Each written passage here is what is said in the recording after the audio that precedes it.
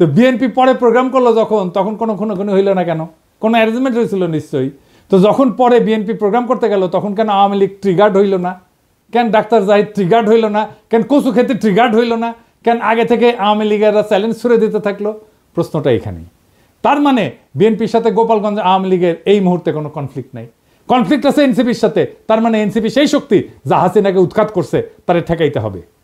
বিএনপির সাথে আর কোনো শত্রুতা নাই। তাই আওয়াজ তুলছে গোপালগঞ্জের ছাত্ররা ঢুকতে পারবে না, ঢুকলেও বাইরে হতে পারবে না। এইটা ছিল মিথ। এই মিথ চুরমার হয়ে গেছে। রাজনৈতিক দলের কর্মসূচিকে নিরাপত্তা দেওয়া পুলিশের কর্তব্য, আর্মির কর্তব্য। এনসিপি মারপিট করতে যায় নাই, সভা করতে গেছে, রাজনৈতিক সভা। এনসিপির হাতে অস্ত্র ছিল না, আমরা সবাই দেখছি। তারা খালি হাতে গেছে। পুলিশ আর্মি নিরাপত্তা দিচ্ছে, তাদের পেশাগত কাজ করছে। পুলিশ আর্মি এই কাজটা করছে রক্তপাতহীনভাবে, কোনো প্রাণ ঝরে নাই, যতক্ষণ পর্যন্ত এনসিপির নেতারা ছিল।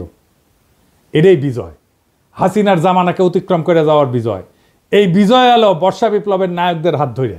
গোপালগঞ্জে মুজিব বিরোধী সমাবেশ করতে যাওয়া যায়, নিরাপদে ফিরেও আসা যায়, কোনো প্রাণঘাতী সংঘাত ছাড়াই। তারা তাদের কর্মসূচি শেষ করে ফেরত আসছে। এই ঘটনার রাজনৈতিক মূল্য অনেক। এইগুলাই ছোট ছোট বিজয়। আর